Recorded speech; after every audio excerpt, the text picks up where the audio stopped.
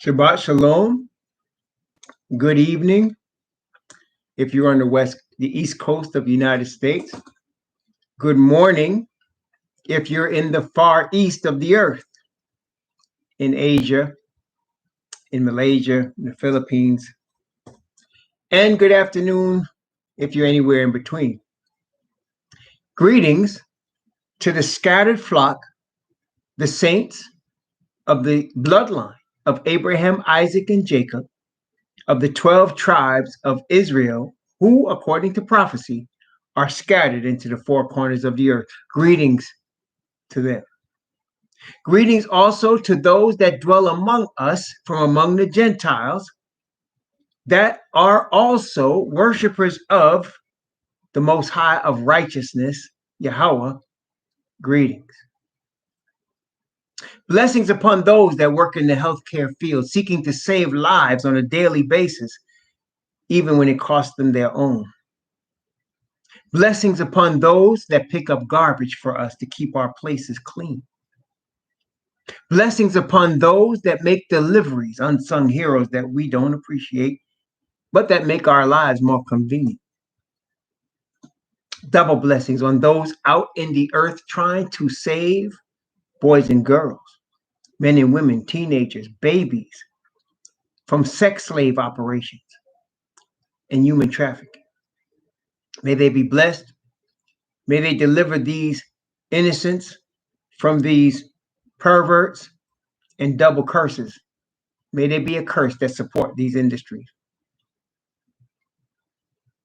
Finally, blessings upon those that are seeking to help the homeless. Homeless means what it says. People that have no roof over their head, that are going to stay tonight on a park bench, in a box, in a tent on the sidewalk, on a grate over a subway.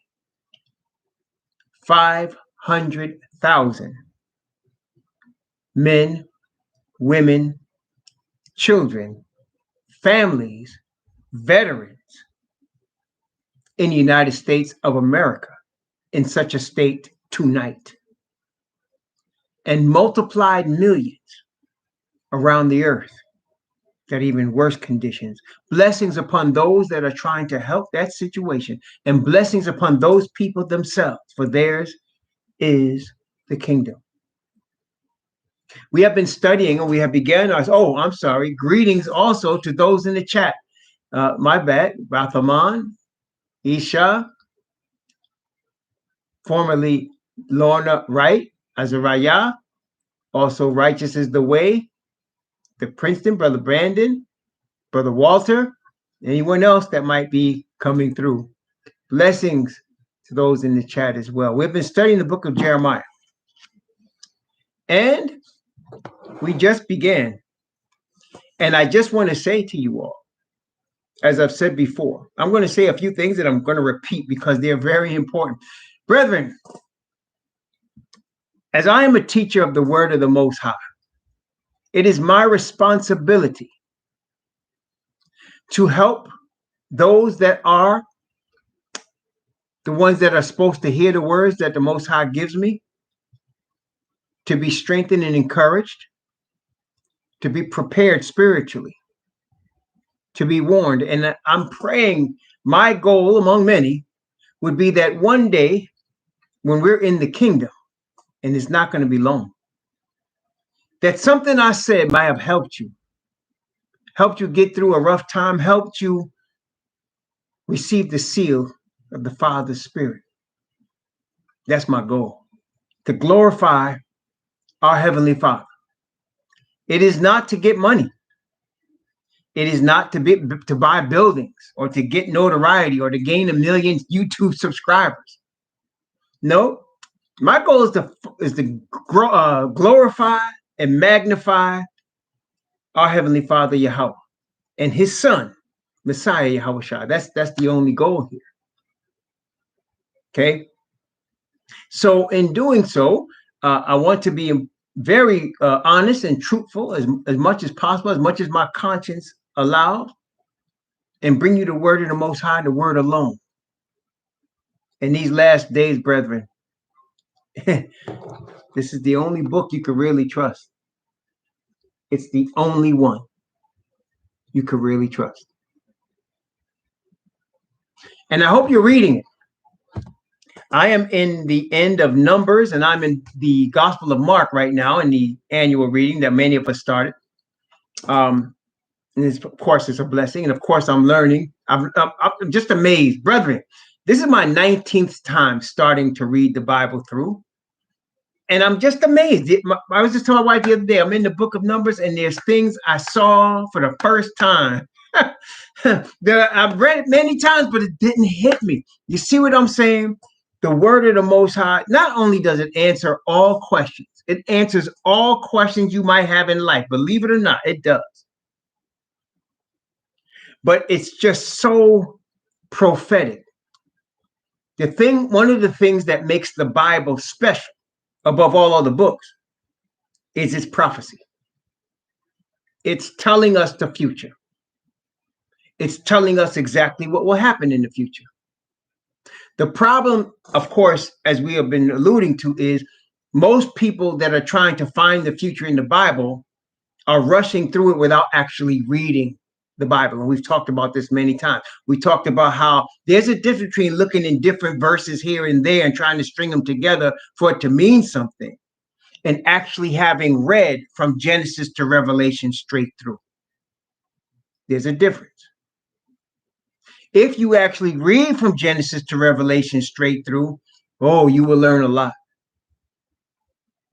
It will take you a year, which is really a year out of your life to change your entire destiny is not a long time. And I tell people, once you have read it once, read it again. And then you have read it again, read it again.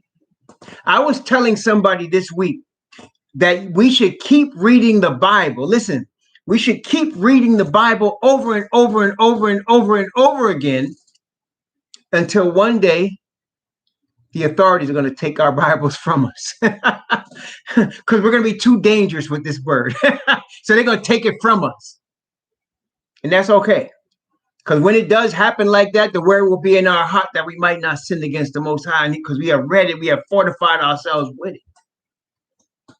But I'm reading it for the 19th time, and I'm in Numbers, and man, stuff is blowing me away. Stuff is blowing me away. And so it's infinitely deep. You can't read it enough, because the words are not just like, this is not like some author that just decided, I'm going to write a book about an experience. I'm going to write a book to entertain you. I'm going to write a book of whatever. This is the Father's Spirit coming on his chosen messengers of Israel and writing down words that are supernatural. Supernatural, which means it's more than just human. It's divine. So the more you read it, the deeper it gets. That's amazing. So today, in looking at Jeremiah, what the Most High brought to my attention in studying chapter 4, which we're going to study tonight, is the idea of judgment. The idea of judgment. Now, again, I'm going to be repeating things, and it's good to get repeated, because all of us, including me, I'm thick, man. I need to have things repeated to me, especially, you see, I'm old, right? So I'm 60 years old, so I got to have things repeated sometimes. And I'm sure I'm not the only one. So I repeat things to you. All right. Well, one of the things I'm going to repeat is let's look at 1 Peter.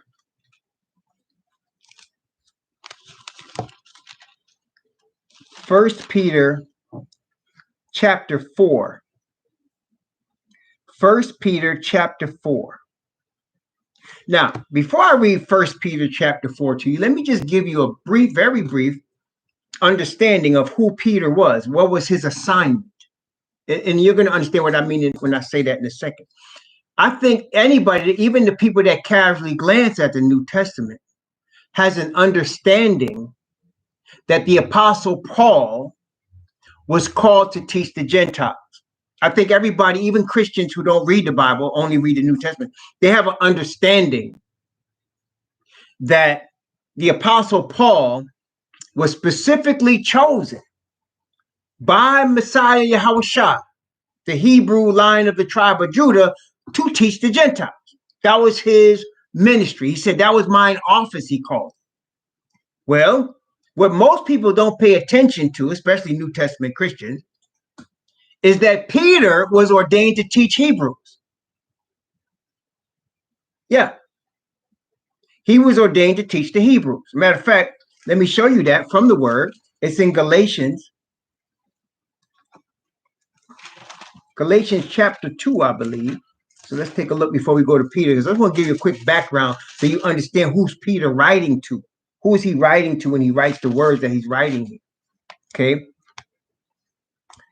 Let's see.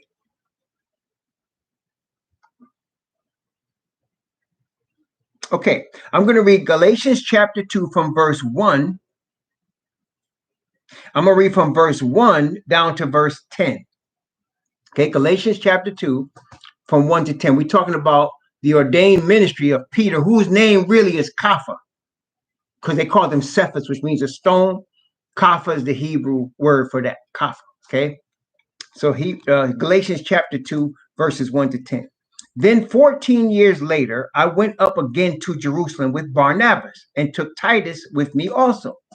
And I went up by revelation and communicated unto them that gospel which I preach among the Gentiles, but privately to them which were of reputation, lest by enemies I should run or had run in vain. But neither Titus, who was with me, being a Greek, was compelled to be circumcised. And that because of false brethren, unawares brought in, who came in privily to spy out our liberty which we have in Messiah Yahushua, that they might bring us unto bondage, to whom we gave place by subjection, no, not for an hour, that the truth of the gospel might continue with you. But of these who seem to be somewhat whatsoever they were, it maketh no matter to me. Yah accepteth no man's person. For they who seemed to be somewhat in conference added nothing to me. But contrariwise, when they saw that the gospel, watch this, when they saw that the gospel of uncircumcision was committed unto me, as the gospel of the circumcision was unto Peter, what is he saying? In the New Testament, they separate Gentiles from Israelites by calling Gentiles the uncircumcision and calling Israelites the circumcision, because Israelites were circumcised, Gentiles did not need to be. Okay, Gentiles did not need to be circumcised because the circumcision rite went to the bloodline of Abraham. It went to the bloodline of Abraham. And so while Gentiles could be grafted into Israel, they were not bloodline. Therefore, it was not necessary for them to be circumcised. But the Israelites still were circumcised. And that's why he said the gospel of uncircumcision, or the Gentiles, was committed to him by Messiah unto Peter, or Kapha. Okay, let's continue. For he that wrought effectually in Peter to the apostleship of the circumcision, the same was mighty in me toward the Gentiles. And when James and Cephas and John, who seemed to be pillars, perceived the grace that was given unto me, they gave to me and Barnabas the right hands of fellowship, that we should go unto the heathen, and they unto the circumcision. So now you see James, who wrote the book of James, John, who wrote the Gospel of John and the book of Revelation, and Peter, who wrote the 2 letters of Peter. All of those letters were for the Hebrews. They were written for and to Hebrews, because it says right here, and when James, Cephas, and John, who seemed to be pillars, perceived the grace that was given unto me, they gave to me and Barnabas the right hands of fellowship. In other words, they decided they were all working together. They were all working for the Hebrew Messiah. They were all bringing the gospel. These 3 men were ordained for the Israelites, and Paul was ordained for the Gentiles. Y'all got that? Y'all see that? Only they would that we should remember the poor, the same which I also was forward to do. Okay, y'all got that? So when you're reading Peter's letters, 1st and 2nd Peter, you need to understand he was writing to Hebrews. When you read James's letter, you need to understand he was writing to Hebrews.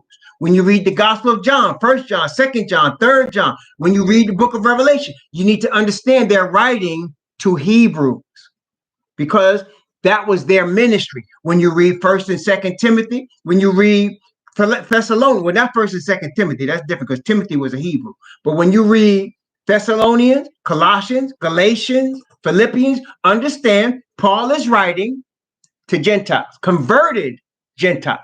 That's who he's writing to. Okay? So you have to understand the audience they're writing to in order to understand what they're writing. Okay, so now with that in mind, let's look at 1st Peter. Now, of course, 1st Peter begins as I begin every time I begin to speak on a Bible study, I start with the way Peter and James started. And Peter says in 1 Peter chapter 1, verse 1 and 2, Peter, an apostle of